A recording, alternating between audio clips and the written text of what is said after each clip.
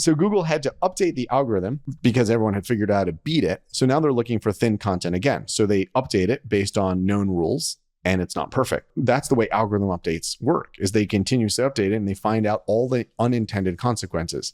So now all these recoveries that are happening are because Google updated the algorithm and there are unintended consequences. So now Google has to be like, oh, these are the signals where we should not have penalized a site. And it was actually helpful. And now what's going to happen is there's going to be unintended consequences. So this is a seesaw. So if Google says, oh, we overdid it on what we qualified as helpful, now you're actually probably going to see even more forks in the results. Yeah, Google would say, and they did say, they're not going to roll it back. It's rolling forward. And maybe this movement that appears to be a slight rollback, again, it's very early, is really just them moving the ball forward to then move the ball forward again.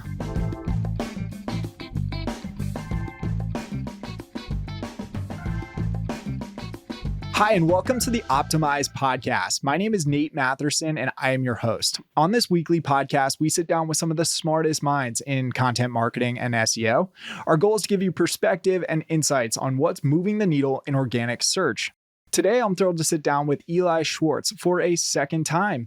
Eli is an SEO advisor and has worked with companies like Coinbase, Tinder, and Quora. He's also the author of a wonderful book titled Product-Led SEO. On today's episode, Eli and I are going to chat about AI overviews, algorithm updates, including the latest August Quora update, Google's apparent monopoly, and so much more. This episode is jam-packed.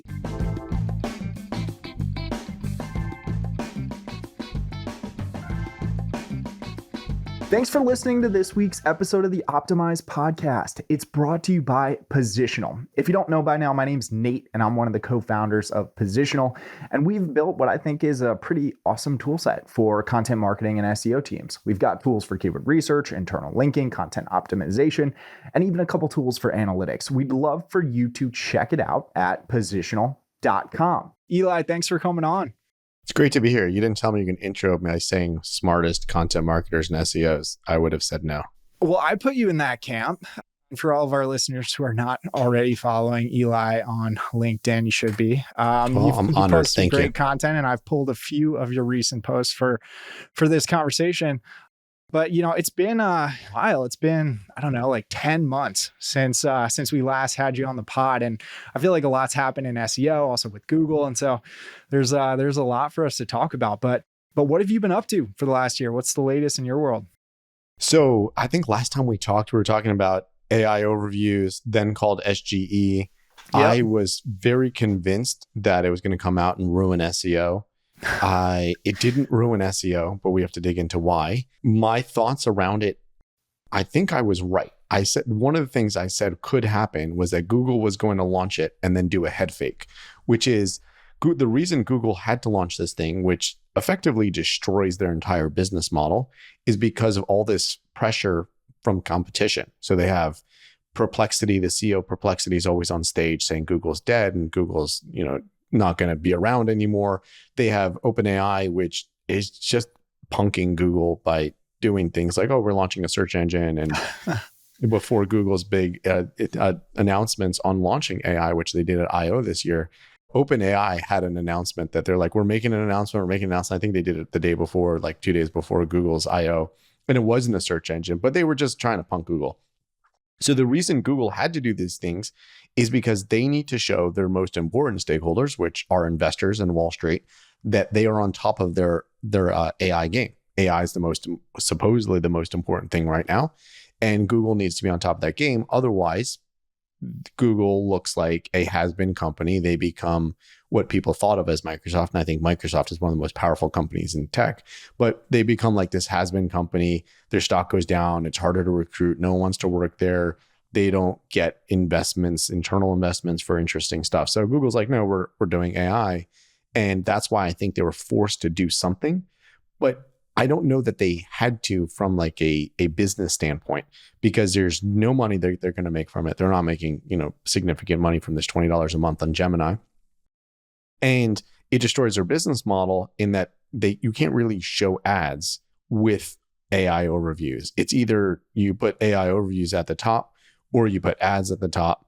And having AI overviews means they have to make that choice. The old way of search, they just made the choice and had a whole page full of ads. So what Google did was they launched it to great fanfare. Everything's about AI. And then they sort of rolled it back. I'm seeing far less AI overviews than I used to. And any Googler I talk to about AI overviews, the excuse they give is the glue on pizza thing, which you're familiar with, where, right after AI overviews came out, there like, were a few examples like that. Yeah, it just pulled from Reddit that you could put glue on pizza. But that seems like a really dumb excuse. And for a company that's been around for 25 years, they would know that as soon as this thing comes out, people are going to try to trip it up. Like ChatGPT came out and everyone figured out how to make ChatGPT as racist and as stupid as possible. Of course, they're going to do that to Google, and Google has far more risk in that because they're a big brand and they're public, and they, the Department of Justice goes after them. So I don't know that that's a really great excuse, but I do think that Google is looking for an excuse to not have AI overviews because it ruins the business. So they are intentionally rolling it back. But I'd say for any SEOs that think that, oh, this thing is done, it's a failed experiment, what Google actually did was they launched it. So at any point in time, they can just bring it right back and say, here it is. And all of a sudden search goes to 100% AI, which I don't think it will, but they could because they've launched it and we've been warned. So therefore, I do think there's a new paradigm that we have to operate under. I remember back to that episode from the end of last year. I think you were very fearful that SGE, now AI overviews, would be very problematic for SEO as a channel. But it sounds like from your view, they're just not simply appearing in as many SERPs as they were, let's say, 2 months ago when they were first released. Do I have that right? I think so. During its beta period, it was on a lot of search. So when it first came out, it was like on 90% of search results. And then it's been rolled back.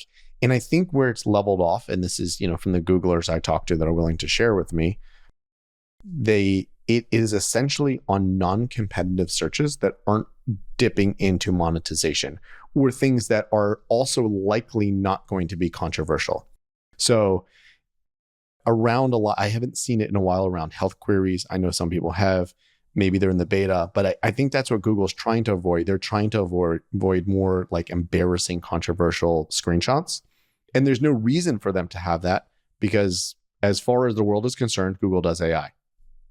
Yeah, and you can correct me if I'm wrong, but I remember originally hearing that and I could be wrong here, that SGE at the time wasn't going to roll out to your money, your life queries like health and finance. But then when AI overviews rolled out, Google expressly said, yes, we're going to show these AI overviews for health and finance queries. But, they did go on to say for a health query, we're going to show a disclosure, which they do at the bottom of the expansion of an AI overview.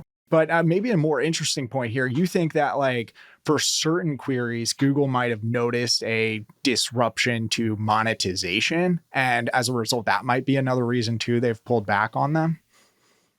And I don't think that they've noticed it or reported on it at all. I think it's something that it's an obvious side effect of having AI overviews, which is if you have an AI overview, then it's hard to place an ad on top of it. And I just want to correct myself live while we're here. I did do a search incognito for headache, and I am seeing an AI overview. So incognito, not logged in, not opted into the lab, or no history here. Again, brand new incognito, and they are showing an AI overview for headache. So I think this is one of those things where ultimately what AI overviews can be is take unstructured data, and this is where I think there's a huge threat to SEO. They can take unstructured data and make it structured. So what structured data is knowledge graph. So knowledge graph is you do a search and on the result for headache, you have knowledge graph, which is they tell you what it is. It's structured and it's standardized. So it's very easy to give a response. Like another piece of structured data is I don't know, what's the capital of the United States? Structured data, right? That comes from a data set. So they're taking unstructured data and basically making it structured by rewriting with an LLM what this response is. And I think that's a huge threat. So on things where they say, well, this is not controversial enough, it's not monetized, and we can just rewrite content and explain what a headache is. So again, they're writing from scratch. They're not scraping any of the ranking results. They're summarizing the ranking results, and then they're putting it in there. So on this exact query, we have Cleveland Clinic, and then underneath that is Harvard, Mayo Clinic, WebMD. Well, actually, let's just summarize here. So like WebMD, and then right underneath that is Medical News Today. Those are all for-profit companies. So Cleveland Clinic is not for-profit. It's a hospital. Harvard is not for-profit. It's also a hospital. Mayo Clinic is not for-profit. It's a hospital. But these private companies, WebMD and Medical News Today, I think Medical News Today, I could be wrong, but I think it's a Red Ventures company. So this is a huge threat to their own business models. And this is what I was afraid of when SGE was announced, is that so all these sites in the past, they would take the standard information. Headaches have been around since, I don't know, since the cavemen, I'm sure.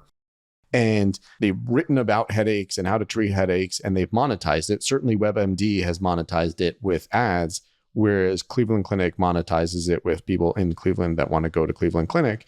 But they've taken a monetized query, and now Google gives away the answer for free. So that is a huge threat to SEO. So I think we mixed up two things here, but there's a threat to Google's business model, which is monetization, which if, I don't think headache is a monetized query. Now I can't test it because I'm in AI overviews, but I don't think it's a monetized query. So it's an easy one. And it's also not controversial enough that they could just give an AI overview. So I think what Google initially did was they launched in everything too controversial, potentially could have hurt monetization, but it was just an experiment. They rolled it back to move away from controversial. Certainly they didn't need to hurt their monetization because again, they launched it. And now it could be rolling back again, but only on things that I think are low risk for them.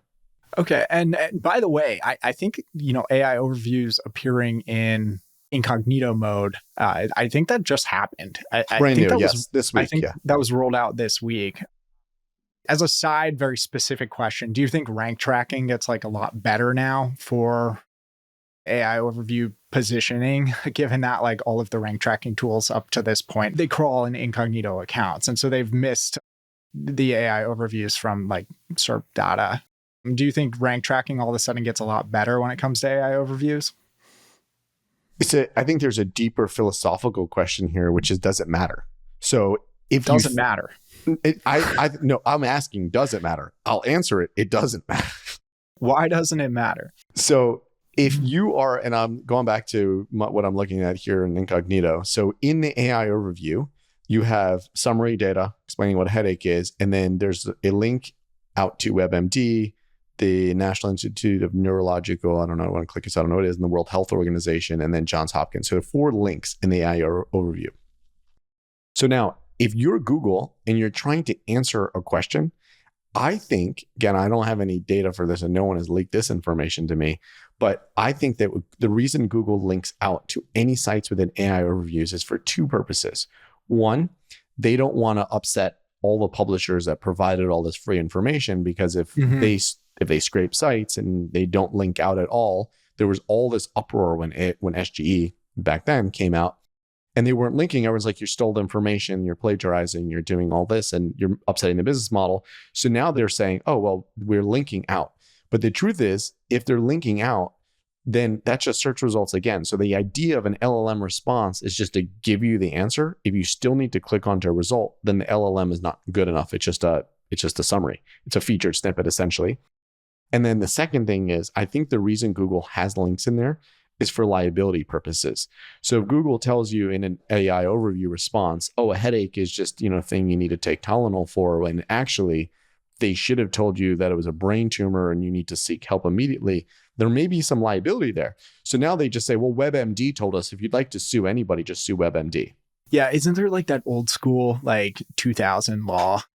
I'm totally butchering the actual name of this law and the date that it was published, but you probably know what I'm talking about, where Google is not an editorial functioning organization. And maybe to your point about providing these source links, it strengthens their argument that like they are not the editorial. I think so. I haven't seen anything specific on this. And I think it's section 230, if I'm not wrong. But you've got it. That's it. So I think what that does is it allows like social media sites that, I don't know, link to terrorists to say, hey, we're not the terrorists. But the social media sites are responsible to do something about it. So if it's reported. So I think this is what Google's saying is like, well, we don't know. Like we're just giving, it's a featured snippet.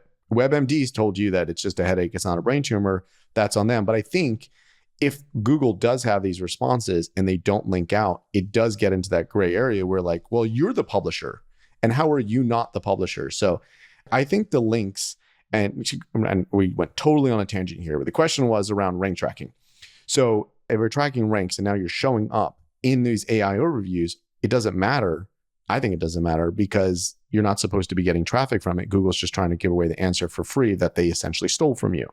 So the rank tracking is useless. So being able to show your boss or your client, look, we showed up in AI overview is almost bad because now you're showing why your SEO will be declining because you've given away the answer for free. No, you've taken it full circle. Yeah. So just to play it back to you. So rank tracking might not actually matter because in a world where like these LLM responses or outputs get so good that a user won't need to click to a source, ultimately showing up in an AI overview is actually probably a bad thing in some sense. I guess that's the argument that you're making. Do I have it right? Yes. It means that Google is just using your ranking as cover for giving away your content. So for example, like I came up with this a long time ago when I was still at SurveyMonkey. We used to track, do they still call it position 0, like featured snippets? Yeah, that's okay. I call it that. Okay. So because I haven't tracked it in a while because I don't care for them. So I was against us ever showing up as a position 0 because that essentially meant that Google was giving away our information for free. So I looked at it as that as a failure. If we showed up in position 0 and had a featured snippet, so let's say at SurveyMonkey, we wanted to give the definition of net promoter score. So we gave away net promoter score and we were position 0. We actually got less traffic. So I looked at that as a failure because I want to bring in more traffic. I want to say, here's what net promoter score is. Now do this thing with SurveyMonkey and get your net promoter score. I want to be ranked position 1 and get someone to click in so our entire funnel starts working. If I'm at position 0, Google says, here's what net promoter score is. And now you can go to Google Forums and do it yourself or go to a competitor. So I think that this is essentially position 0. We're at the same place. You've given away. Now it's not just a featured snippet, which is, a couple lines of text. This is a paragraph. You've provided Google with a paragraph of information that will now help users not click on results. Yeah, and this study is like a few years old. I mentioned it in a recent blog post that I wrote, so it is top of mind. But it was Ahrefs. They did a study and they found that like for a given keyword, if you're already ranking in the first spot and you were to switch to a featured snippet, you'd actually lose traffic. I think they found by about like 60% going from the first spot to that featured snippet. But then they found that if you were in like the 8th spot and all of a sudden you got the featured snippet, it would be like a net positive. And I know this study is like a few years old. We'll link to it in the show notes, but maybe it's the same with AI overviews. Like if you had been in the 9th spot, maybe getting included as a source is actually a net positive. Whereas if you were in the first spot, maybe it's a net negative. I'm not sure. I haven't seen that. I don't have like a ton of data on this. Maybe your tool can track this. But I think that for the most part, AI overviews is a summary of the top ranking results. We did an analysis on this. So we looked at, and it's a very limited sample, but we looked at about 500 AI overviews. And we found that like the first search result was the most likely to be pulled in. That makes a lot of sense because, again, if I'm right, that Google's just using this as cover. So the algorithms have already determined what should be the first result, which means it provides the best information. So they scrape that content, they learn from it, they source it because they got to source somebody. So they might as well source the first result. Why make it complex? And you're not clicking anyways. I want to ask you a couple questions. Google, when they released AI overviews, they said that for certain queries, AI overviews are actually going to lead to more traffic going back to publishers. Do you think they were just like lying? Like they know that that's not true? I think it's a complex question. So I think Google probably does misspeak. Maybe we're not going to call them liars. Maybe they say things and they deflect and they give the impression of something else. What I think Google meant here is that you will get more traffic as the funnel changes. So Google does care. I think they do care about the journey of internet users. And that's why they do certain things. Like Chrome was a free product to help out internet users, and then it helped create their monopoly. So Google does care about these kinds of things. So one of the things that I said early on when SGE and then AI overviews came out is that SEO needs to focus on a change in the funnel, in a different place in the funnel. So rather than being top of funnel, you need to be mid funnel. So going to our headache example, because we just looked at that. So if you were WebMD and you were ranking on the word headache, for WebMD, maybe it works because that's an ad monetized model, but that's very top of funnel. That's like a single keyword headache. But if you move down the funnel, it becomes like headache treatment, migraine treatment, because now you've been told a headache that really hurts you is a migraine, Right. or long-lasting headache treatment. And hopefully this doesn't apply to anybody that ever searches this, but like brain tumor treatment, like that's where you're moving down the funnel. And then the bottom of the funnel is like, what's a doctor near me that I need to call? So I think SEO focused too long on top of funnel on keywords that don't necessarily convert, and they like to report on, hey, I'm ranking number 1 or I'm ranking position 0 for this. Isn't this great? I've done a great SEO job. But I think ultimately where SEO needs to be focusing is on, I've done a great job on this organic channel. Here's how much revenue I generated from this organic channel. And I think more revenue is always generated from the middle and the bottom of the funnel, of course, because that's the bottom of the funnel. And that's where SEO should focus the efforts. So what I think Google meant is the journey changes. So we'll give away more information. We'll tell you what the best beaches are in Florida. You as an affiliate are not going to get that traffic anymore just because you figured out a rank on best beaches in Florida. But if you are actually a hotel in Florida, you will get more traffic from search. Yeah, we say on this podcast, traffic doesn't equal dollars. I spent the first 7 years of my career in affiliate marketing, and we used a metric called value per session to like back out like what traffic was worth to any one given page. So it sounds like we might get less traffic, but like maybe the traffic that we do get is more valuable or equally valuable. And so maybe like the overall website's value per session for companies that then focus more on the bottom or middle of the funnel have a higher value per session, but a lower amount of traffic. Does that feel right? Yes. So again, if you're Google hates those companies that are ranking on the top of the funnel and they're just kind of redirecting users. So they actually want to kick them out. And I'm sure you have questions around algo updates. Do they actually? Yes. Oh, absolutely. So if you're Google and you care about user experience, you want people to get to the right place as fast as possible. And that's why they don't like affiliates, because affiliates are just in the middle for no reason. I think there's a lot of value in the right affiliates, but in general affiliates, not so much, right? Like affiliates that are monetizing, I can't tell you how many websites I've talked to, like, hey, we have this thing for like baby gear. And what we do is like, we write all this content on baby gear and then we link out to Amazon. So yeah, that's a bad affiliate. So Google does not like that. That's in the middle. Now, if you are a mortgage broker is essentially an affiliate. So if you are a great site for helping people understand what sort of mortgage they should get, and then you're like, oh, that you belong with Citibank, you belong with Quicken, you belong with Bank of America, that's different. You're providing a value upfront. So Google does not like those sites in the middle, and they want to kick them out as much as possible. So if you are a site that just wants to summarize, and then again, this is where algo updates are going. If you're a site that just writes AI content about the best beaches in Florida, and then you're just like linking out to all the hotels that pay you the most per click, bad affiliate site. They don't like that. So they want to get rid of it. But if you are a travel agent, again, travel agent is an affiliate, they want you to get more traffic because they're providing a service for a user that like clicks off of the internet to do that. So Google's doing this algorithmically, right? This filtering? Yes. Basically, they are looking for signals of adding value. And in 2023, the word that they started using for adding value is helpful. So I'm going to get the listeners pretty amped up because like a lot of the listeners of this podcast like hate Forbes. It feels to me like Google's kind of picked certain publishers to like win in these affiliate keyword categories like Forbes or US News of the world. Although I think like the SERPs have changed a lot. But anyways, my point being, do you think Google picks like certain affiliates that get like a gold star that will just always rank well for certain keywords? Okay, I love this question.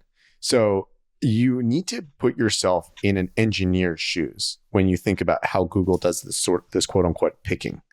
So if you're Google and you're an engineer and you want to create an algorithm that weighs better sites as bigger brands for queries, you're going to say, oh, well, this is Forbes. They probably know what they're talking about. Now, it's a huge problem. In general, they wouldn't know what they're talking about. Again, let's go back 10 years when Forbes was like a magazine and then they had a website which had their magazine articles, you would assume that it's a brand and they would know what they're talking about. So now that's why they have this better ranking. And I competed with US News years ago and I watched them do this. I was in the automotive space and then US News decided to make an automotive site. They screwed us. So I'm very aware of this. But now the challenge here is that Google says, oh, this is US News. They've been around for 50 years. This is Forbes. They've been around for 50 years. This is a media site. So when they publish content, we have to trust it as a media site. Now they abuse it. So now from an algorithm standpoint, from an engineering standpoint, how are they supposed to say, oh, this piece of Forbes content was written by a presidential candidate who was writing an editorial, and this piece of Forbes content is written by someone who paid Forbes $1,000 to be able to write an article on Forbes and then sell links. Algorithmically, that's an almost impossible task. It's a human task. Again, this is where AI comes in, machine learning. They can say, this writer, we've seen this writer all over, and these are the patterns of this bad content. So we're going to zero in on just this Forbes piece and nail it. But at a grand scale, it's very, very hard to do because now they're looking at each piece of content and saying, Forbes, oh, you're talking about finance, your business magazine, we're going to trust you.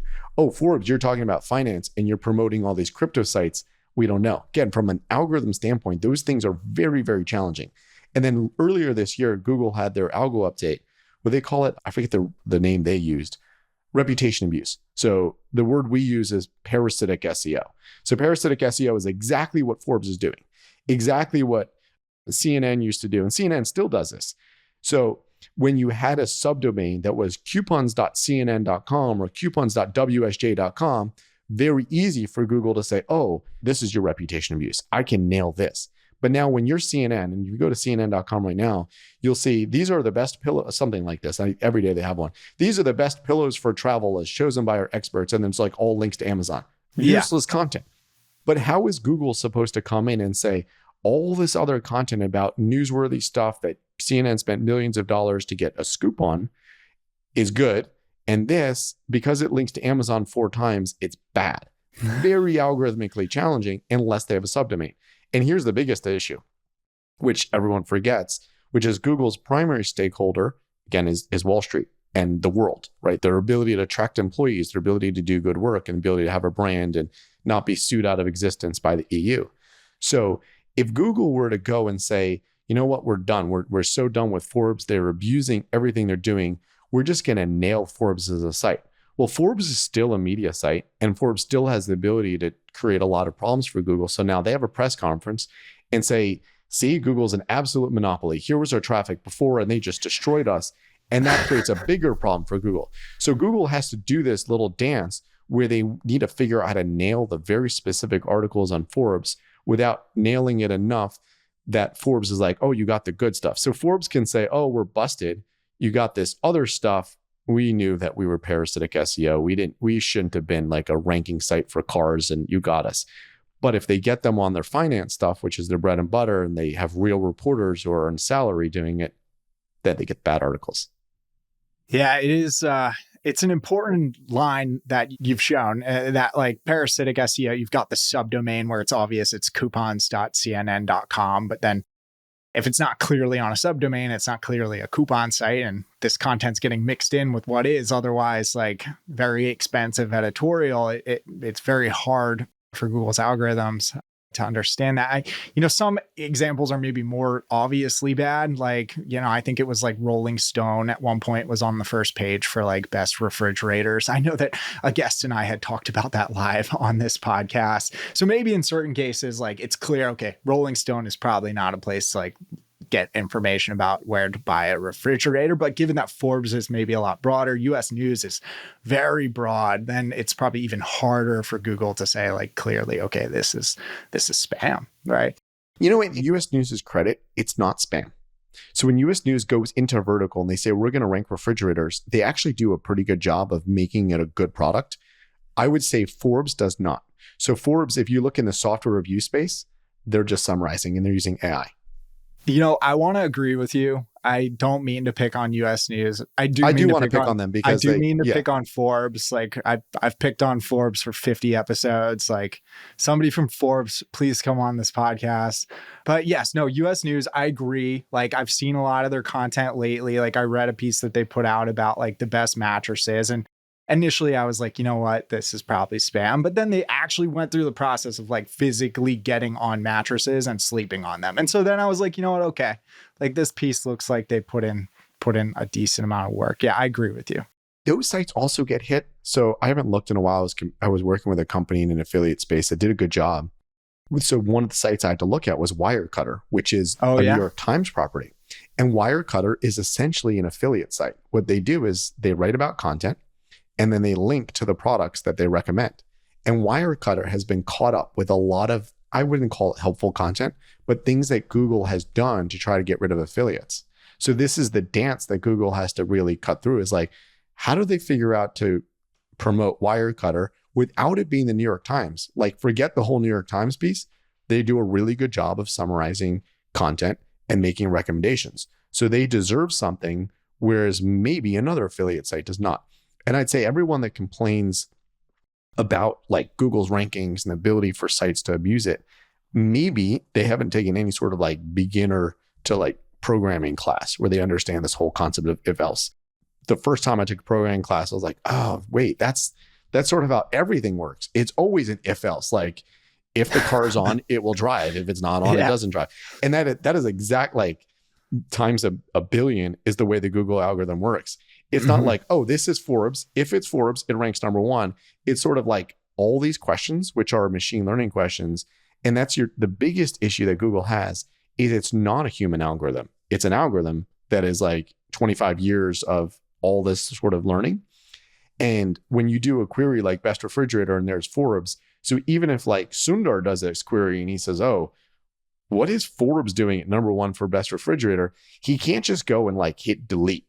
They have to write an algorithm which runs it. And then there's unintended consequences. So by doing that, they probably killed the New York Times. So that's where it gets challenging. And that's where Google, like everything always blows up in Google's face. They roll an algo update. Like, oh, you rolled out this algo update to kill Forbes and you killed the New York Times. If I was the CEO of Google, I would have a delete button, not for a whole domain, just for a given URL where like if I didn't like one, I could just remove it really quickly from my Chrome browser. He probably does. I was at an SMX. This is, I don't know, probably a decade ago. And Steve Ballmer, the CEO of Bing, was the keynote speaker. Yeah. And one of the things he said, he was like being interviewed by Danny Sullivan. And he was saying how he was cooking. He was talking about how amazing Bing was.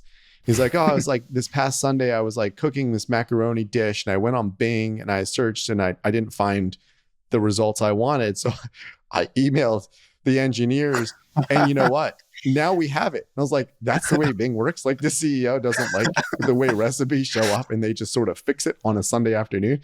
So yes, I don't think, maybe Sundar has a single delete button, but there's like all these unintended consequences. Let's say Sundar, deletes a site that he doesn't politically like.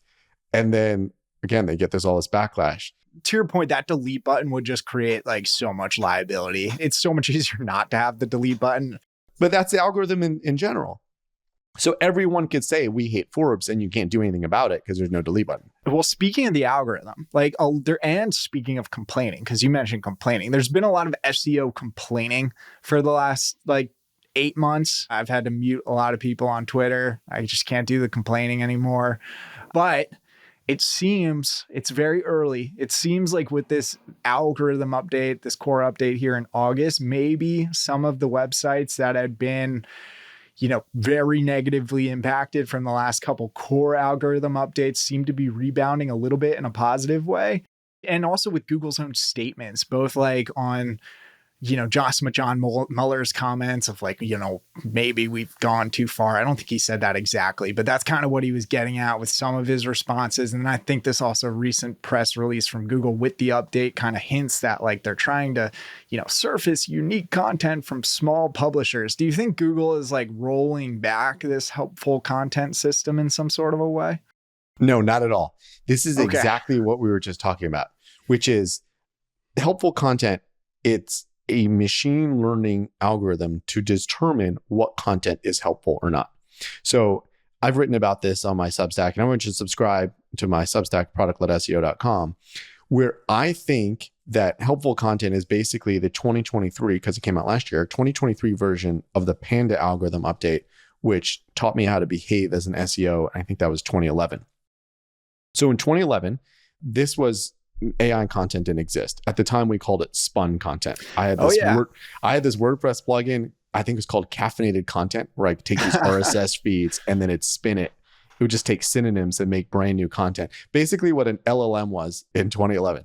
So at the time, you had demand media, which I don't know if they still exist, but demand media had these really bad websites where they were just monetizing Google traffic. So you would Google like how to boil water, how to cook an egg, and then demand media ranked on it. And Google created this, and there were lots of sites that did it. So Google created the Panda algorithm to try to identify thin content.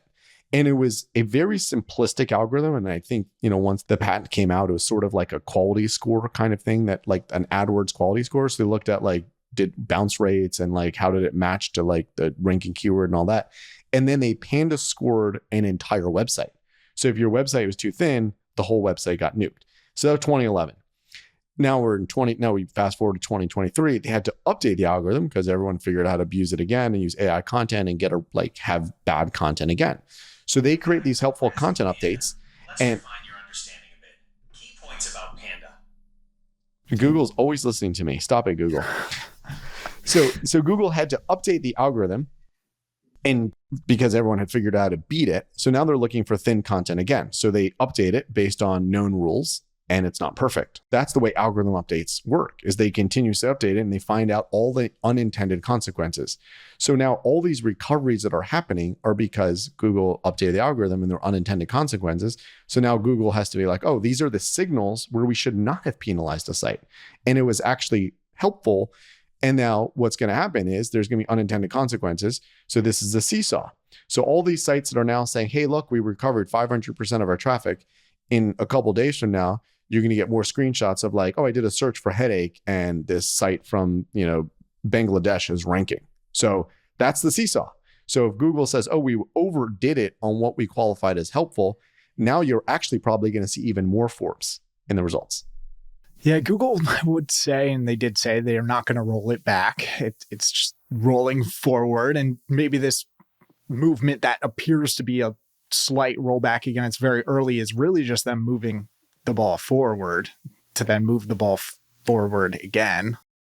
And it's tough for website owners, but my understanding is that like the helpful content system tries to calculate some sort of score for each page on your site, and it rolls up to be what is like a site level score. And so in theory, like if you've got 40 great pages on your website, but you've got 400 very low quality, crappy, thin pages, that could tilt the score against you. And all of a sudden your entire website is considered unhelpful.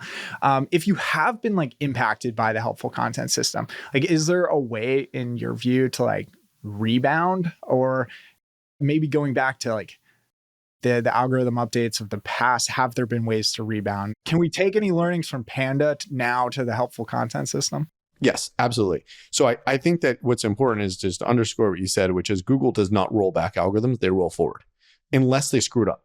And it's rare that Google will actually screw up on an algorithm update, because the way algorithm updates work is they first release them internally. So the Googlers are using the algorithm, and then they'll complain and file bug reports if it did the wrong thing. Then they release it to 1%. Then I think it's 10%, and then it's rolling. And then like they might release it like in the US to logged in. And then when they launch it globally is when they make an announcement. So very likely, if there's an issue with the algorithm update, it won't launch because they've already caught those issues. So they're rolling forward, because once they release it to the world, that's when they do things like find glue on pizza. So that's what happened. Like those things weren't caught. So they roll forward, and I don't think AI overviews just rolled back at all. It's just like they're adjusting. They're adjusting in real time. And that's helpful content. And I think it's important to really restate what you said about like this score. So I think in general, Google has a guide on what helpful content is. And I think most websites are not honest with themselves when they go through this guide and ask the questions like, is this content actually helpful? Like, if you've written AI content, you never even proofread it, is it helpful? No, but just be honest about that. And then the second thing is the weighting of a site. So I think if a site has been in existence for a really long time and has good history, they have a lot more leeway to have unhelpful content. But if you make this brand new site and your intent is to be unhelpful, at a certain point, the entire site will likely get caught up in this. And that's what I've seen with the very few sites that I've seen get hit, personally seen by that get hit by the helpful content update. So can you get out of it? I think the first thing you have to do is really be open and honest with yourself is like, are you providing value or are you just trying to get some SEO traffic? Yeah. And people always like complain that Google doesn't provide good recommendations. But this document that you're referring to, their documentation on what is helpful content is actually really fantastic. Like it has some great tests that we can use. Like, for example, like, is this a piece of content that you would expect to be seen or referenced by a printed magazine? That's a pretty good test. Like, does this content... But most people lie to themselves about that. They're like, yes, of course, I got a link from Forbes. Like, no, you paid for that link from Forbes. Does this content draw on other data sources, and does it avoid simply copying or rewriting the SERP today? Basically, it's saying, does this content provide substantial value beyond what like an existing SERP is saying? And that's hard to do because you actually have to like do the work to create a piece of content that adds value to the SERP. So I would encourage all of our listeners to read the helpful content documentation if you haven't already. We'll include a link in the show notes. But I want to transition a little bit. We've talked a little bit about Google being a monopoly on this podcast so far, and this is still like breaking news in some sense. I think earlier this week it was announced that there are thoughts that the Justice Department might try to break up Google. Like, I personally think that's probably a lower outcome than Google, like possibly no longer being able to enter into those like tact partnerships, I think they're called, with publishers like platforms like Apple. I don't want to talk for you, but what do you think about like the news that Google is a monopoly? Yeah, so I want to complain about the Twitterati who talk about all these Google things. I think that not enough people do the work in actually trying to understand any aspect to what Google is doing. So I actually read all 286 pages of the decision on the monopoly. And I read not all the API leak, but I tried to go through it as much as possible. I didn't rely on the summaries, and I didn't rely on even ChatGPT to read the decision from the Justice Department or from the judge against the Justice Department. So I think that if you read these things, it's that document is one of the best things I ever read on how Google works and how SEO works. And that judge or the clerk who wrote that decision for that judge understands SEO better than 95% of most SEO people who get paid to do SEO. Like the way user behavior is incorporated into the search algorithms. So based on that, there was a lot of complaints. I'm sure you saw the tweet, I guess it was a tweet where Google said, thank you for this decision and recognizing that we're the greatest search engine in the world. I did see that one. If you read the document, that's precisely what the judge said. The judge said that the fact that Google is the best search engine in the world does not say it's not a monopoly. There is actually no alternative to Google. And the court admitted that. So I'm sure you saw this quote from Apple where Bing tried to first get rid of Google from Apple. And they gave different sweetheart deals until they basically offered to give Bing for free to Apple. And Apple said and this is in the document and this is in the court, there's nothing Bing could do to get Apple to use Bing. No matter what, Apple's going to use Google, which then makes it funny that Google's paying Apple billions of dollars a year to be a default search engine. And that's part of the monopoly where no other competitor could ever come in because Google has these deals, but it doesn't negate the fact that there is no competitor right now. And the court wasn't saying that there is a viable competitor. So one of the things quoted in the trial was that Mozilla had taken money from Google to be the default. And then I forget what year it was. Yahoo paid a bunch of money to become the default. And within 3 years, Mozilla had migrated back to Google because all the users dumped Yahoo within Mozilla, within Firefox. And then Google still pays Mozilla to be the default browser. So even though Mozilla had to come running back to Google, Google still pays them. So that's monopolistic behavior. So the challenge is, and I know the Justice Department said they want to break it up. Challenge is, how do you break it up? So like, do they break off Chrome? Do they stop Google from being a monopolistic search engine? Do they take away the ads? So I don't know that you could easily break up a company like Google because there is no actual alternative. And then the other thing is that we're obviously in an election year, and the political arm of the US government runs the Justice Department. So depending on who becomes president, they could, and maybe everyone running for office hates Google, so then there's no chance. But they could say to the Justice Department, settle with Google, and then this goes away. Because whatever the court says, it's a settlement between the Justice Department and Google. And they can say, okay, you pay us $1 billion and you're not a monopoly anymore. We're done with this. Well, it seems pretty bipartisan. I mean, you've got one party in office right now, and then you've got Trump, who I think recently told his followers not to use Google. So it seems like fairly bipartisan hate towards Google at the moment. And I agree with you, breaking it up would be very hard, and it also might create a worse user experience for the world if you broke Google up.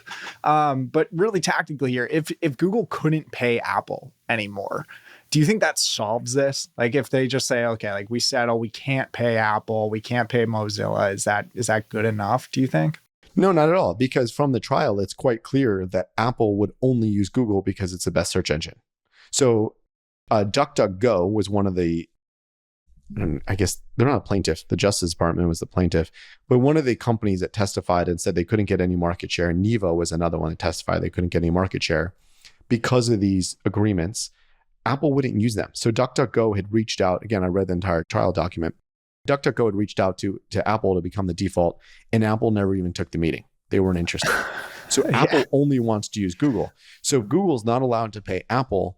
It basically only costs Apple money because they're still going to use Google as the default search engine because they want the best experience for their users. So I don't think that solves it. So I want to talk stocks. Google's sold off on this news that it was a monopoly, it was going to get broken up. It might have sold off for a whole bunch of other reasons, but it sounds like that if Google can't pay Apple anymore to be the default, Apple's just still going to use Google, and Google doesn't have to pay Apple $20 billion. So is this like a net positive for Google? Yeah, I think this brings us full circle to how we started the podcast, which is this is all about stocks. This is all about Wall Street not understanding a single thing about how this particular thing works. And I think the people on Wall Street are incredibly smart, but they do buy into longer stories that maybe don't play out the way they think they're going to play out. Like if everyone on Wall Street was super smart, they maybe would have gotten into Tesla when the smart people got into Tesla, but now they're in Tesla. So I think if Wall Street really understands what's happening here, they'll understand that there is no alternative for Google. Google probably won't get broken up. This is like a nothing at all, and it shouldn't affect Google's business overall. Actually, they should continue to invest in Google because they're a monopoly and don't have to pay Apple anymore. However, that's not the way the market works. They're bought into hype. They're bought at, maybe they're risk averse. They're like, it's a monopoly. We have to pull up money. And then that cascades. Pulling out money means other people sell and then the stock comes down. That's exactly what we're talking about when it comes to AI overviews. So the fact that Google comes out and says, hey, look, we do AI too. This ChatGPT thing you heard about and actually don't use because not that many people really use ChatGPT on a daily basis. Again, they have a lot of users, but not that many people continue to use it on a daily basis. So Wall Street, this ChatGPT thing that everyone's really excited about, we do the exact same thing. Don't worry about our stock. We're AI. And that's it, right? So it's all about perception that they're playing in it. How they monetize the details on what they're making money from, that really doesn't play into the general investor. Speaking of perception, do you think ChatGPT, OpenAI, whatever you want to call it, actually cares about Search GPT? Or to that point you were making at the start of the pod, do you think they're just trying to poke the bear being Google? Yeah, I think so. I think they are poking the bear. I think that OpenAI will probably end up being just an enterprise company that powers all of these tools. And I wrote a newsletter post about this. And again, this was totally underscored in the court's decision on the Google being a monopoly. This is all about distribution. So Google has the best distribution ever between their users, like whatever amount of users they have. They, from an email standpoint, there are more Gmail users than any other email provider. From a browser standpoint, I think Chrome has 85% market share. So Google has this amazing distribution. On a mobile standpoint, they have this Apple deal, which we just said there's probably never going to go away. And at the same time, they have Android, which is made by Google, which defaults to Google, which, by the way, was not declared a monopoly. So you go through all these things, and Google has crazy distribution. ChatGPT only has hype and brand. So they got a lot of people to try it. But in order to use ChatGPT, you have to go to ChatGPT's website, or you have to download the ChatGPT app. That's not distribution. So even DuckDuckGo, which spent hundreds of millions of dollars in trying to increase their brand, they did all sorts of brand advertising. I went to baseball games and they had DuckDuckGo ads like on the side of on the side of the stadium. They did a lot. So I think that anybody who wants to compete with Google, you would have to really, really figure out the distribution piece. And I don't know that anyone can. So Search GPT is just a natural byproduct of having ChatGPT. So why not give search? Why not give links out? But I really don't think it's going to cut into Google's market share unless Google does something. Eli, this has been one of my favorite episodes so far. If it's okay with you, I've got like 3 lightning round questions. Are you ready for it? Absolutely. I've asked a similar question to a few guests, but I'm curious to get your thoughts.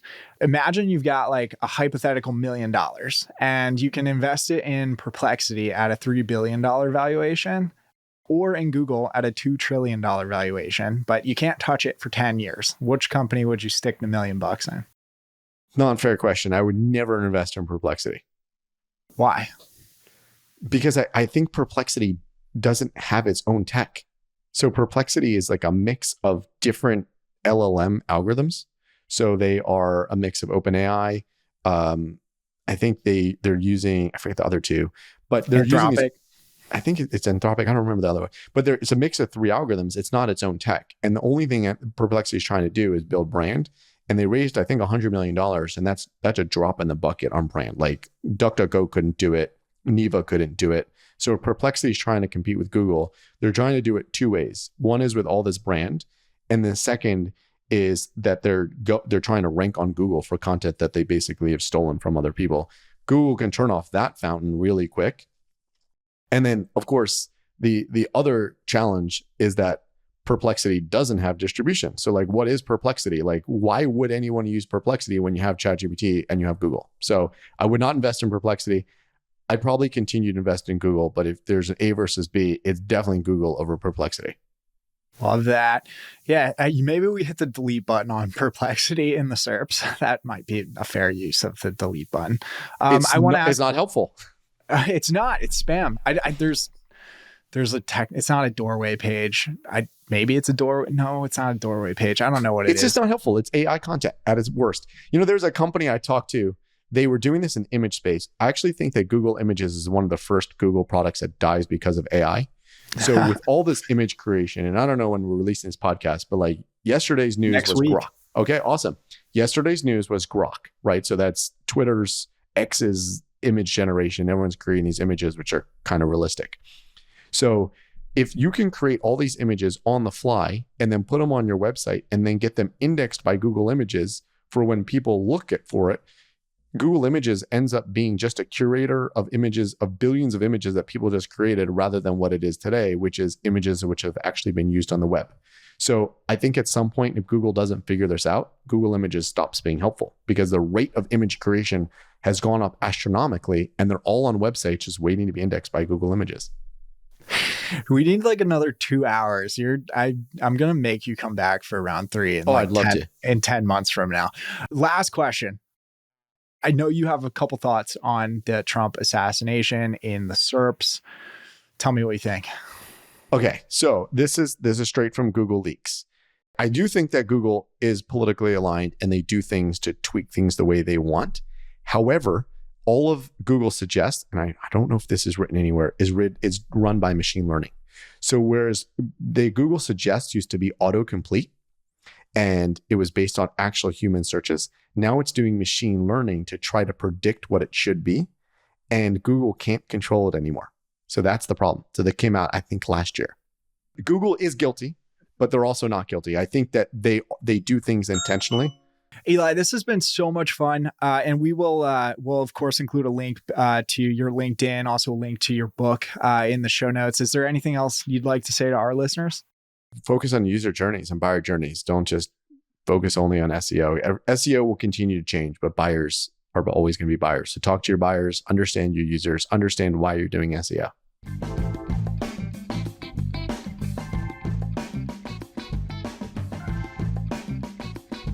And that's a wrap. And I just want to thank our sponsor, Positional. They've got what is a pretty awesome tool set for content marketers and SEOs. They've even got a couple tools for social media. We'd love for you to check out Positional and the tool set that we've created over the last 15 months at positional.com. And you can always reach out to me if you have any questions. My email is nate@positional.com. Whether you've got questions about our tool set or comments and complaints or even positive feedback about this podcast, I'd love to hear from you. And don't forget to hit the like and subscribe button wherever you are listening to this podcast. Thanks so much for tuning in. Bye.